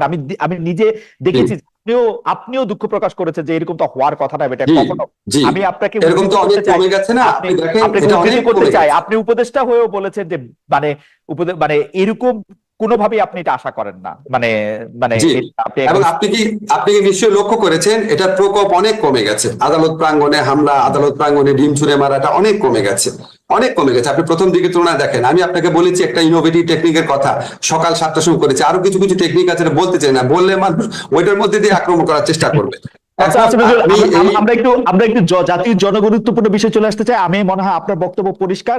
আপনাকে আমি জানিয়ে রাখতে চাই 30,000-এর বেশি দর্শক আমাদের সাথে লাইভ দেখছেন এবং আরো অনেক দর্শক নিশ্চয়ই আমাদের সাথে যুক্ত হবেন। আমি সেজন্য জাতির জনগুরুত্বপূর্ণ প্রশ্নগুলি করে রাখতে চাই। এর আগে আমি দর্শকদের কাছে জানতে চেয়েছিলাম পপুলার বিষয় এটি যে ভারতে 3,000 টন ইলিশ রপ্তানির সিদ্ধান্ত সঠিক বলে মনে করেন কিনা। শতকরা 32% মনে করছেন যে এটি সঠিক, শতকরা 68% মনে করছেন এটি সঠিক না। 40,000 দর্শক এখানে ভোট দিয়েছেন। প্রফেসর আসিফ নজরুল, আমি সরাসরি এই সংবিধান সংস্কার নিয়ে আসি। সংবিধান সংস্কার কমিশনের প্রধান করা হয়েছিল আহ আচ্ছা আহ খালেদ, আপনাকে একটা অনুরোধ করি, জি নিয়োগ নিয়ে প্রশ্ন করছেন যেহেতু, আপনাকে একটা জিনিস ক্ল্যারিফাই করি, এটা আমাকে কেউ কেউ জানতে চায়, আমি বলেছি আমি খালেদের সাথে প্রোগ্রামে বলবো যে আমি কিভাবে নিয়োগ দিচ্ছি, আমি কি আমার জি ঘনিষ্ঠ লোককে নিয়োগ দিচ্ছি কিনা। ভাই আমাকে এটা একটু বলতে দেন। এই যে জি আপনাকে তাজুলের কথা বললাম, জামিল জি সাহেবের কথা বললাম, উনারা ঘনিষ্ঠ তো দূরের কথা, হুম উনাদের সাথে জীবনে কোনোদিন, আমার তাজুলের সাথে একটা প্রোগ্রামে একদিন দেখা হয়েছিল, অনেক দূর থেকে দেখা। জামিল সাহেবের সাথে আমার জীবনে কোনোদিন দেখা হয় নাই, হুম উনার নিয়োগের ব্যাপারে কথা বলার আগে জীবনে কোনোদিন কথা হয় নাই। বাংলা একাডেমিতে যে আজম আছে, আজমের সাথে জীবনে কোনোদিন আমি একসাথে বসে 5 মিনিটও কথা বলি নাই। আফসানার সাথে জীবনে কোনোদিন 5 মিনিটও কথা বলি নাই। আপনাকে আমি ক্লিয়ার করি জিনিসটা, আমি দক্ষতার দিকে লক্ষ্য রেখেছি, অসংখ্য মানুষের সাথে কথা বলেছি। এমনকি এই যে ধরেন জামিল সাহেবের নিয়োগ নিয়ে যে কিছু লোক প্রশ্ন তুলেছে, আমি আমাদের এই ছাত্র জনতার আন্দোলনের সবচেয়ে প্রধান যে নেতারা আছেন তাদের একজনের সাথে কথা বলে তারপরে ক্লিয়ারেন্স নিচ্ছি। ক্লিয়ারেন্স মানে হচ্ছে উনার তো এই আন্দোলনটা করেছেন, তাদের সাথে, এই যে আপনাকে অন রেকর্ড বললাম, তাদের প্রধান একজন নেতার সাথে কথা বলে তার সম্মতি নিয়ে করা হচ্ছে। আমি আমার ব্যক্তিগত বিবেচনায় একটা নিয়োগও দেই নাই, আমি অসংখ্য মানুষের সাথে কনসাল্ট করেছি, দক্ষতার দিকে লক্ষ্য রেখেছি, কাজটা করতে পারবেন কিনা সেটা আমার বিবেচনা। একটা সেকেন্ড কথা, সেকেন্ড কথা খালেদ, সেকেন্ড কথা প্লিজ আমাকে একটা কথা বলতে। দক্ষতার দিকে লক্ষ্য রেখেছি, আর লক্ষ্য রেখেছি গত স্বৈরাচারী ফ্যাসিস্ট সরকারের সহযোগী যারা ছিল, যারা তাদের বেনিফিশিয়ারি ছিল, যারা এই জুলাই অগাস্ট আমরা ছাত্র হত্যার সময় যারা আমাদের বিপক্ষে ভূমিকা রেখেছিল, কোনোভাবেই তারা যতই যোগ্য কোনোভাবেই তাদের কথা বিবেচনায় রাখি নাই এবং তারপরে কনসাল্ট করেছি। এই হচ্ছে আমার প্রক্রিয়া। আসিফ ভাই, কেন জানি আপনার কথা শুনে আমার একটু শেখ হাসিনার কথা মনে পড়তেছে। শেখ হাসিনা সেম ওয়েতে একটু বলতো যে না আর জি সবাইকে নিয়োগ দিব, শুধু বিএনপির বা তারেক রহমানের লোক নিয়োগ দিব না, জামাতের লোক নিয়োগ দিব না। এখন একটা লোক ধরা যাক, আপনি আপনি আপনি জায়েদ খানের বিরুদ্ধে আপনি মামলা করতেছেন। এখন জায়েদ খান এই সরকারের ইয়া ছিল, তো এটা কিরকম? মানে কি কারো খালেদ, কি আওয়ামী লীগের সাপোর্ট থাকতে পারবে না? আমি আপনি সাপোর্ট করি নাই খালেদ, বলে আমরা ওরা খালেদ, সাপোর্ট করতে পারবে না? আওয়ামী লীগের বিরুদ্ধে কি গণহত্যা হয়েছিল? আওয়ামী লীগের কি লোকজনকে 2 সপ্তাহের মধ্যে 1,000 লোককে মেরে ফেলা হয়েছিল, 4,000 লোককে অন্ধ করা হয়েছিল, 20,000 লোককে গুলি করা হয়েছিল, হেলিকপ্টার দিয়ে গুলি করা হয়েছিল আওয়ামী লীগের লোককে? এখন এই সমস্ত কাজ যারা করেছে, যারা এগুলিকে জাস্টিফাই করেছে, যারা এটার পক্ষে দাঁড়িয়েছে, তাদেরকে এই ছাত্র জনতার আচ্ছা বিপ্লবের পর তাদেরকে আমি নিয়োগ দিব? আমি আচ্ছা প্রেক্ষিতটা তো চেঞ্জ হয়েছে না। আচ্ছা ঠিক আছে, নিয়োগ দিয়েন না। আমি আমি আমি আমি সংবিধান সংস্কার কমিশন নিয়ে আসি। প্রফেসর আসিফ নজরুল, 32,000-এর বেশি মানুষ আমাদেরকে দেখছেন। সংবিধান সংস্কার কমিশনের ইন্টারেস্টিংলি প্রথমে এটা প্রদান করা হয়েছিল ডক্টর শাহদিন মালিককে, কিন্তু ডক্টর শাহদিন মালিকের সাক্ষাৎকার পরে আমি এবং ডক্টর শাহদিন মালিককে যতদিন ধরে চিনি, মনে হয়েছিল যে তিনি আসলে সংবিধানটাকে সংস্কার করতে চান, বাট তার আসলে সংবিধান সংস্কার কমিশনের প্রধান থাকা হলো না। সংবিধানের সংস্কার কমিশনের প্রধান করা হলো আমার শিক্ষক প্রফেসর আলী রিয়াজকে, যিনি আবার সংবিধানটা নতুন করে লিখতে চান। আমাদের প্রশ্ন প্রফেসর আসিফ নজরুল, নতুন করে সংবিধান রচনার ম্যান্ডেট কি আপনাদের রয়েছে কিনা? মানে ক্যান ইউ ডু ইট? মানে এটা কি? প্রথম কথা হচ্ছে, আলী রিয়াজ হচ্ছে, জি আলী রিয়াজ আপনার শিক্ষক, স্বাধীন মালিক হচ্ছে আমার শিক্ষক। জি আমার মানে কি বলবো, আমার অত্যন্ত শ্রদ্ধেয় মানুষ, ঘনিষ্ঠ মানুষ। আমরা 15 বছর এই সরকারের বিরুদ্ধে যত রকম আন্দোলন করেছি, যত রকম বিবৃতি দিয়েছি, যত রকম সেমিনার করেছি, উনি সমস্ত কিছুতে ইনভলভ থাকতেন, সমস্ত কিছুতে, আমি দৃঢ়তার সাথে বলতে চাই। স্বাধীন ভাই প্রধানত উনি আমাকে যেটা বলেছেন, উনার পেশাগত ব্যস্ততা আছে অনেক, উনার পক্ষে আপনি মানে পেশাগত ব্যস্ততার কথা বলেছেন উনি মূলত, আর একটা কারণে কথা বলেছেন আমি বলতে চাচ্ছি না, এটা উনার সাথে আমার প্রিভিলেজ কমিউনিকেশন।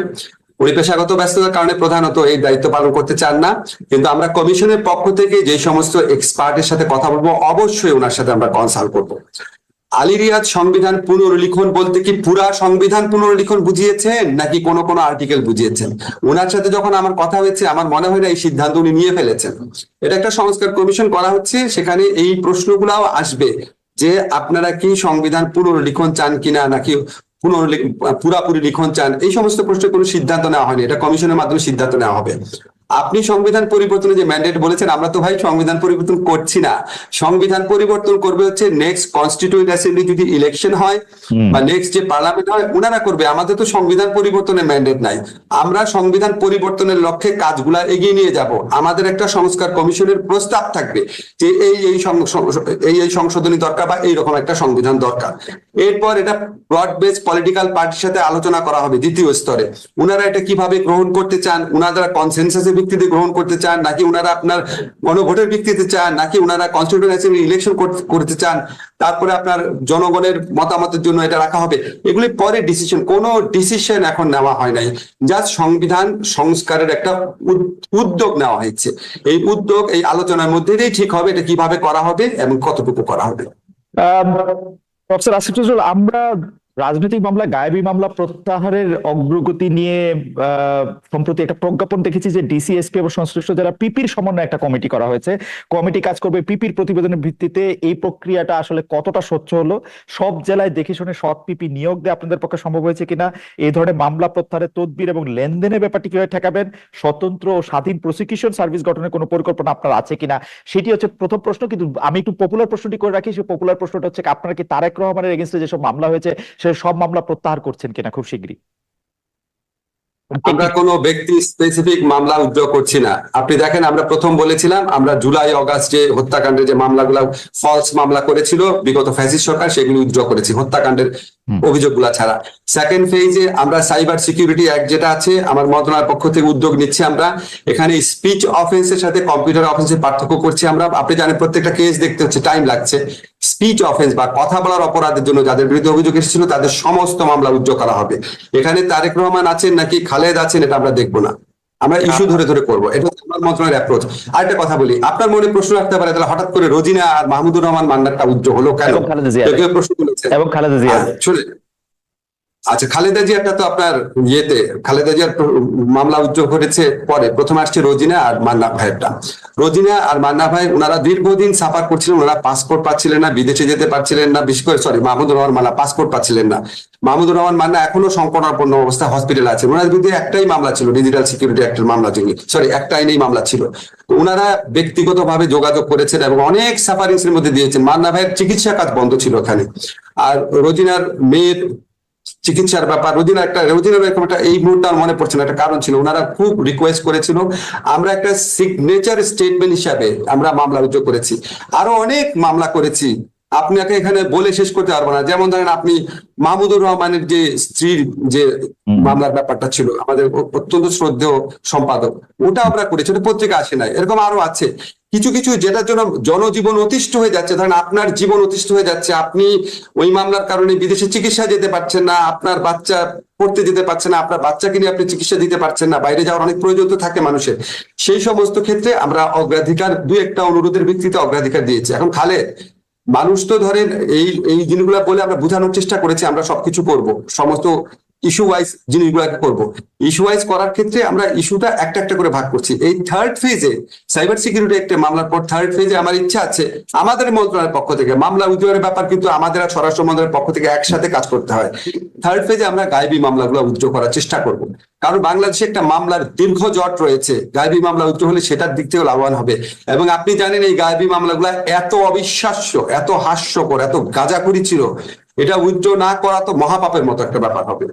আমরা আপনাকে একটু বলি, আমরা ফেজ ওয়াইজ যাবো, ব্যক্তি ওয়াইজ যাবো না। ব্যক্তি ওয়াইজ যে দুই একটা ঘটনা দেখেছেন আপনি, এটা এক্সেপশন। বেগম খালেদা জিয়া একটা সেজন্য এক্সেপশন ছিল, তবে তারেক রহমান সাহেবের ক্ষেত্রে কোনো এক্সেপশন করা হচ্ছে না।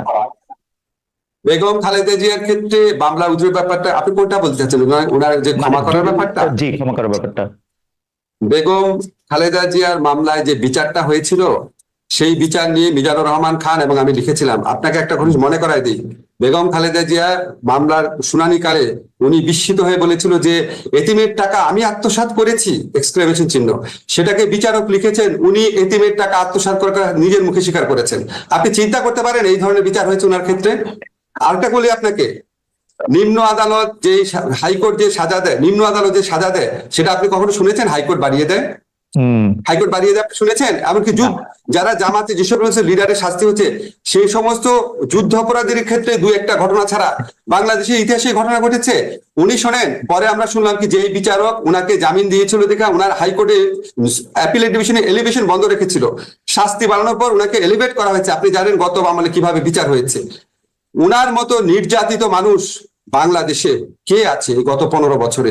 যারা মারা গেছে ওনাদের কথা বাদ দিয়ে আমি জীবিত যারা পলিটিক্যাল লিডার আছে, আমি তো মনে করি উনার প্রতি, উনি যে এত বছর জেলে ছিল ওনার প্রতি চরম অবিচার করা হয়েছে। আমি সিদ্ধান্ত নিয়ে প্রশ্ন তুলছি না, আমি মানে প্রক্রিয়াটা নিয়ে।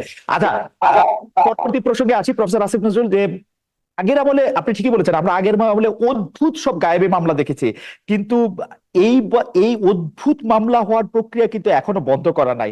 আমি একটু কাগজ দেখে বলি আমার সুবিধা হয়, যে ক্রিকেটার সাকিব আল হাসানের বিরুদ্ধে মার্ডার কেসের মামলা হয়েছে, অভিনেতা জায়েদ খান যেটি আমি আগে বলেছি তার বিরুদ্ধে মামলা হয়েছে, বাফুফের সভাপতির বিরুদ্ধে মার্ডার কেস হচ্ছে, আগের সরকারের দুর্নীতিবাজ মন্ত্রী যার বিরুদ্ধে হতে পারতো গুছানো সুন্দর একটি দুর্নীতির মামলা বা মানি লন্ডারিং এর মামলা, তা না করে ঢালাও ভাবে নিউ মার্কেটের একজন হকার হত্যা মামলাকে সবাই গ্রেফতার দেখানো হচ্ছে, এবং আদালতও সেই সব মামলায় কারো জামিন মঞ্জুর করছে না, ঢালাও ভাবে রিমান্ড দিয়ে যাচ্ছে। পার্থক্যটা তাহলে কোথায় হলো প্রফেসর আসিফ নজরুল? আচ্ছা, পার্থক্যটা আপনাকে বলি। ধরেন আপনি, আমার এতগুলো নাম তো মনে থাকবে না, দুইজনের নাম মনে আছে, সাকিব, জায়েদ খান।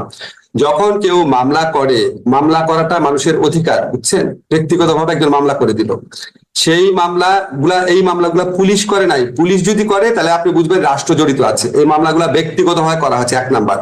2 নাম্বার হচ্ছে মামলার কারণে, এই যে আপনি সাকিব বলে জায়েদ খান বলেন, unless you are a directly involve political figure, এই উনাদের ক্ষেত্রে কি কোনো গ্রেফতারের ঘটনা ঘটেছে? গ্রেফতার ঘটনা ঘটে নাই।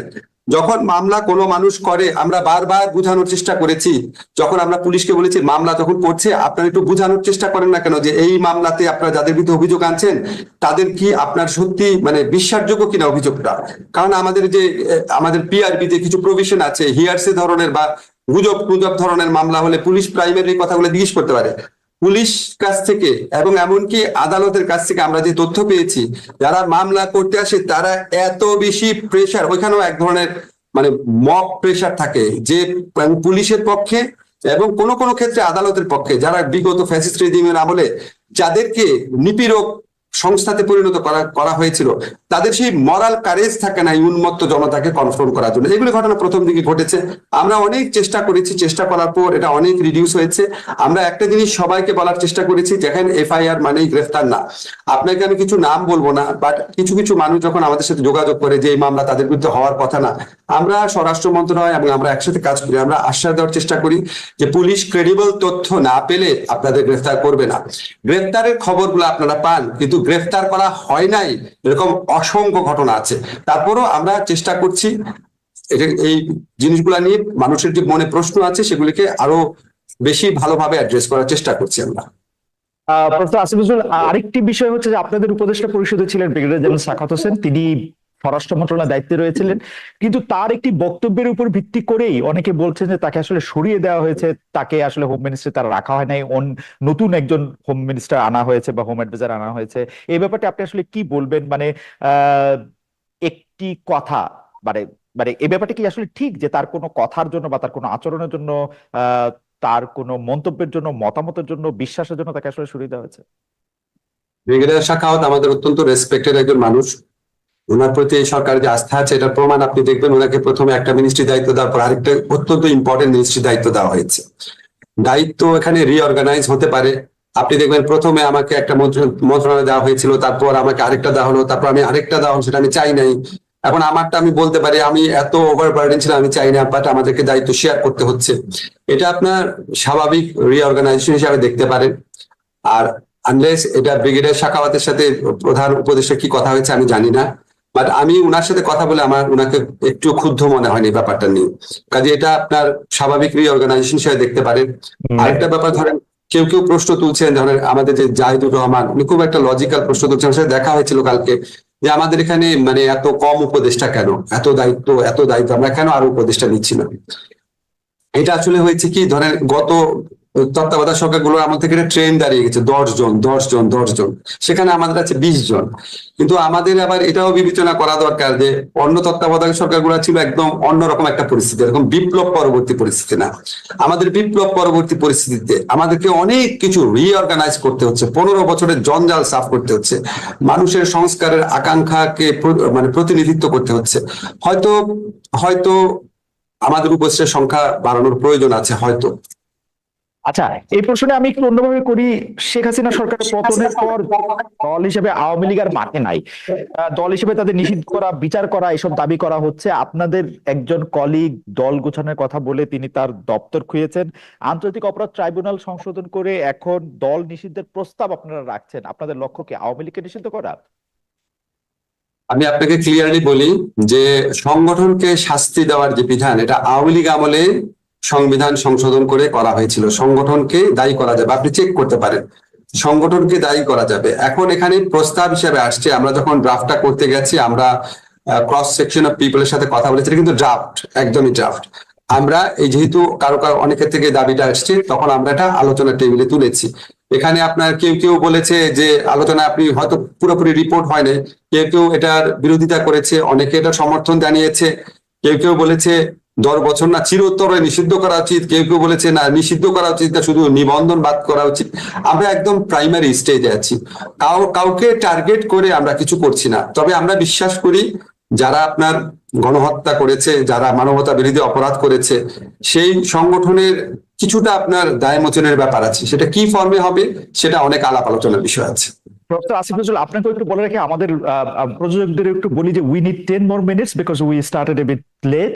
So আসিফ ভাই, আপনি যদি আমাদেরকে 10 মিনিট একটু বেশি সময় দিতেন, এবং যে producers we have, please extend us for 10 minutes more because there are more questions that we need to ask the advisor.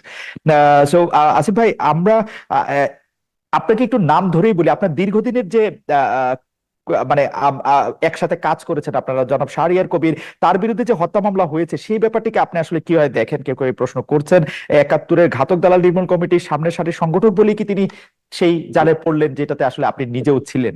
তার বিরুদ্ধে হত্যা মামলা হয়েছে, আপনি জানেন।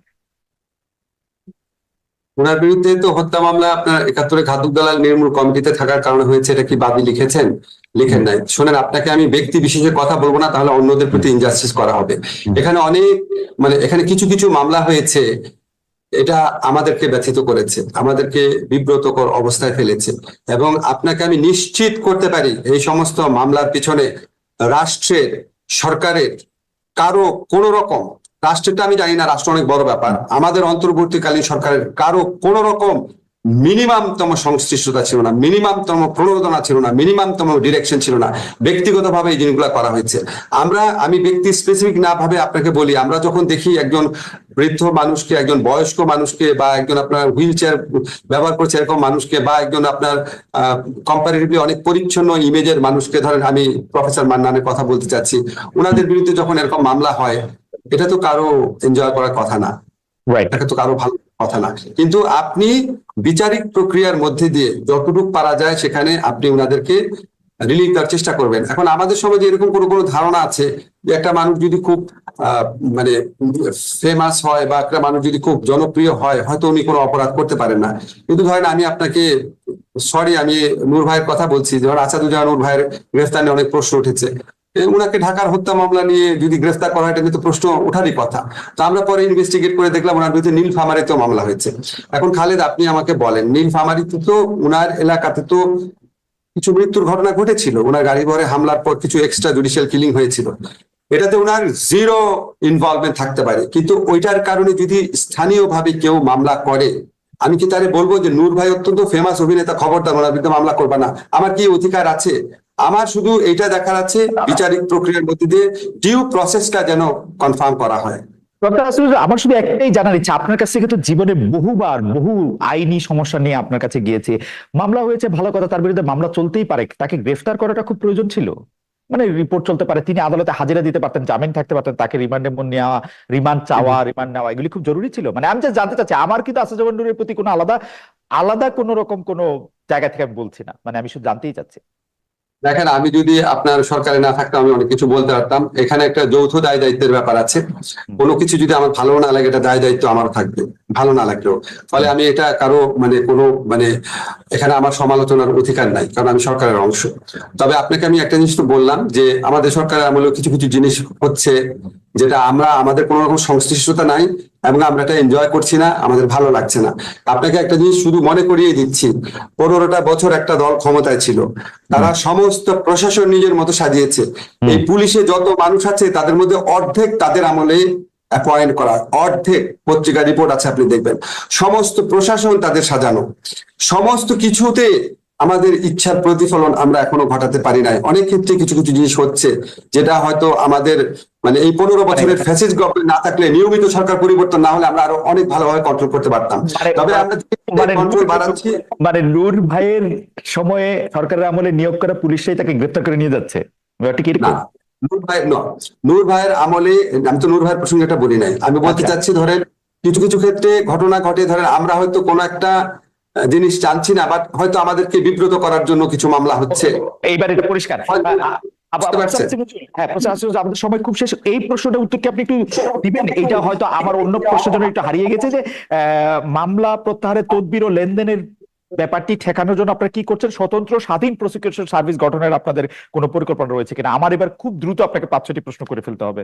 তদবির ঠেকানোর জন্য ভাই, তদবির ঠেকানোর জন্য আমাদের মিনিস্ট্রিতে কোন রকম তদবির করা হচ্ছে না। আমাদের মিনিস্ট্রিতে আমি যাদেরকে বদলি করে এনেছি, প্রথম দেখেছি তাদের সুনামের কথা, তাদের সম্পর্কে কোনোদিন কোনো অভিযোগ আছে না, এটা আমি খুব ভালো করে দেখেছি। কারণ আমার ছাত্র, অনেকে আমার ছাত্র, আমি খুব ভালো মতো খবর নিয়ে এসেছি।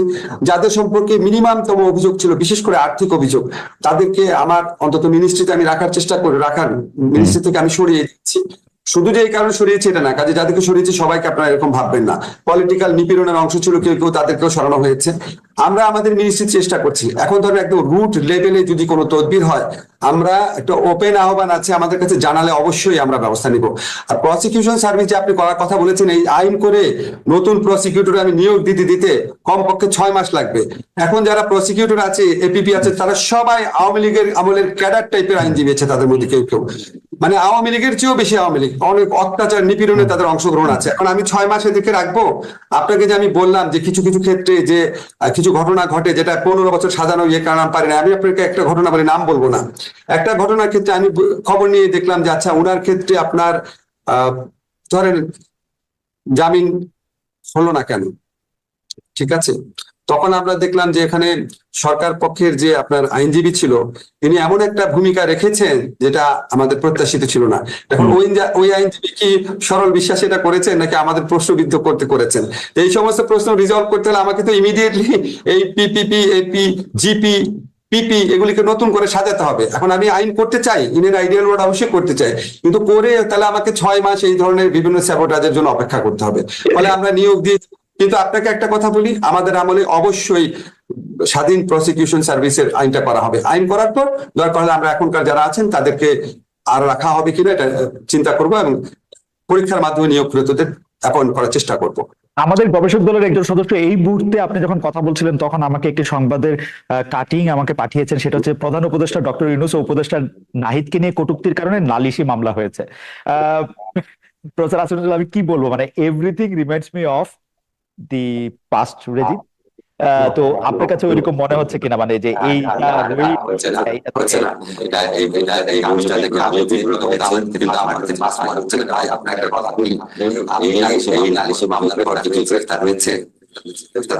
মামলা হওয়া মাত্র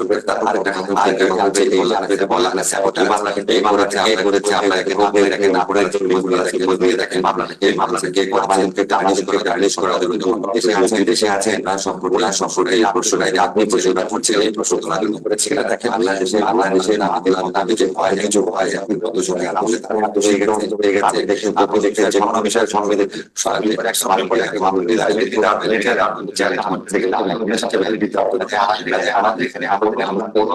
এই সমস্ত সাপোর্ট করি না। আমরা দেখার চেষ্টা করবো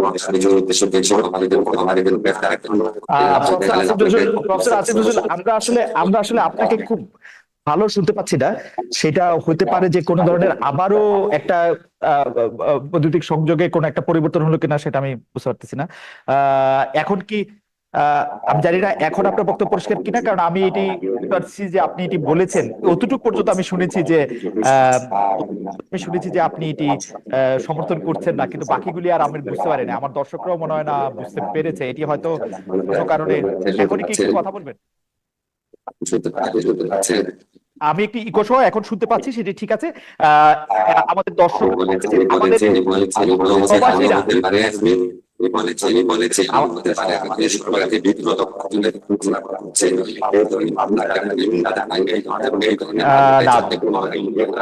আমার মনে হয় যে প্রফেসর আসিফ নজরুল, আপনার বক্তব্য আসলে আমরা একটু রোবোটিক শুনছি, তবু আপনি আমাদের সব প্রশ্নেরই জবাব দিয়েছেন। আমি শুধু, যদি আপনি শুনে থাকেন, আমি একটু বলে রাখি যে আমাদের প্রবাসীরা আপনি আজকে আসবেন বলে অনেকগুলি বিষয় আপনার দৃষ্টি করার জন্য একটু আবেদন জানিয়ে রেখেছে। আমি একটু আপনাকে সেই আবেদনগুলি একটু শোনাই।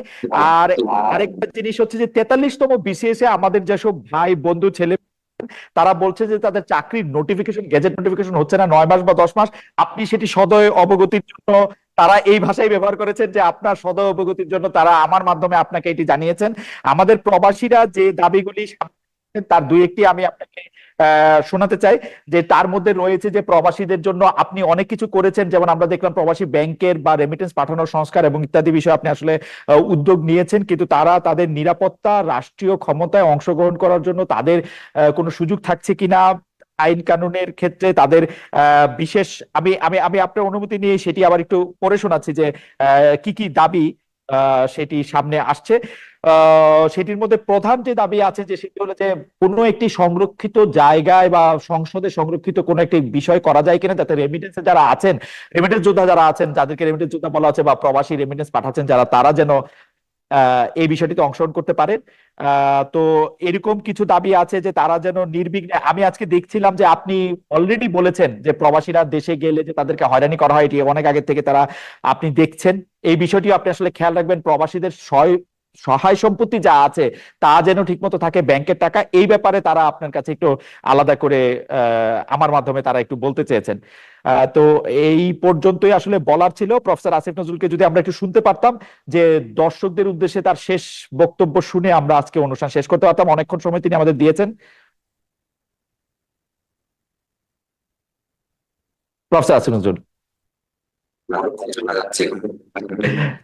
আনফরচুনেটলি আপনার সাউন্ডটি রোবোটিক, তবে আমরা বুঝতে পারছি যে প্রফেসর আসিফ নজরুল আসলে যতগুলি প্রশ্ন আমরা করেছি সেগুলির আপনারা জবাব দিতে চেষ্টা করেছেন। প্রতিটি বিষয়ে তিনি তার মন্তব্য এবং তার যে ইচ্ছা সেটির কথা আমরা বলেছেন। আমরা যে প্রশ্নটি তার কাছ থেকে শেষ প্রশ্ন হিসেবে রেখেছিলাম সেটি দর্শকদের কাছে রাখি। আমি প্রফেসর আসিফ নজরুলের কাছ থেকে যদি পরে এটি শুনতে পারি, তাহলে সেটি আমরা বলবো যে প্রফেসর আসিফ নজরুল, আপনার রাজনীতিতে অংশগ্রহণ করার ইচ্ছা আছে কিনা, বৈষম্য বিরোধীরা যদি আরেকটি রাজনৈতিক দল করে সেটিতে আপনি যোগ দিবেন কিনা, আপনি আপনার এই মন্ত্রিত্ব পদটি আসলে এরকম চান কিনা, যেটি তো সাময়িক মন্ত্রিত্ব, ভবিষ্যতে আপনি মন্ত্রী হবেন কিনা। ফাইনালি একটি প্রশ্নের সাথে যুক্ত হওয়া ছিল, আমরা শুনছিলাম যে প্রফেসর ইউনূস রাষ্ট্রপতি হতে পারেন, আপনি হতে পারেন প্রধান উপদেষ্টা, তার কোনো সুযোগ থাকছিল কিনা। এই প্রশ্ন আসিফ নজরুল মাথা নাড়ছেন, তবু আমরা আসিফ নজরুলের রোবোটিক ভয়েসে একটু শুনি। ও, তিনি দেখাচ্ছেন। আমরা আমরা দর্শকটা, আসিফ ভাই, আমরা আরেকটু সময় রাখলে আমরা একটু দেখতে পারতাম, আর 10 সেকেন্ড একটু রাখেন, আমরা একটু দেখি এটা, যেহেতু ভয়েস রোবোটিক। সবাইকে ধন্যবাদ।